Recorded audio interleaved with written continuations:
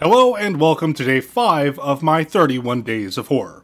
I'm Joey Hollywood, and I'm not quite done with the Abbott and Costello movies. You see, there's another Abbott and Costello movie that has to do with ghosts. That movie being The Time of Their Lives.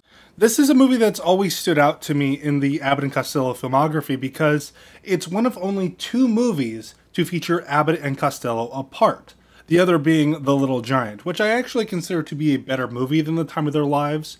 But this movie also sticks out in my mind for its dark imagery. The plot of the movie revolves around Lou Costello being falsely accused as a traitor and being cursed to stay on this land until some evidence proves that he is not a traitor to the Americans. So he sits there for like 100 years until he can finally find the evidence. But the dark stuff comes from when Lou Costello dies. You see his body in a well, and it's rather shocking for a movie of this time. There's also a seance that's pretty creepy, and tonally doesn't match the rest of the movie. The movie is very juvenile in its humor, and I think that's because Lou Costello doesn't have a straight man like Abbott to bounce off of.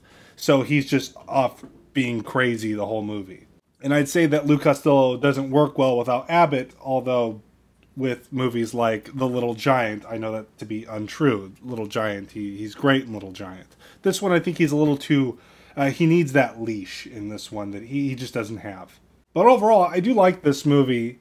Not a bad movie by any means, and I certainly like it. And if you're interested in Abbott and Costello, or a comedy with some rather dark imagery for the time period, I'd recommend giving this one a shot.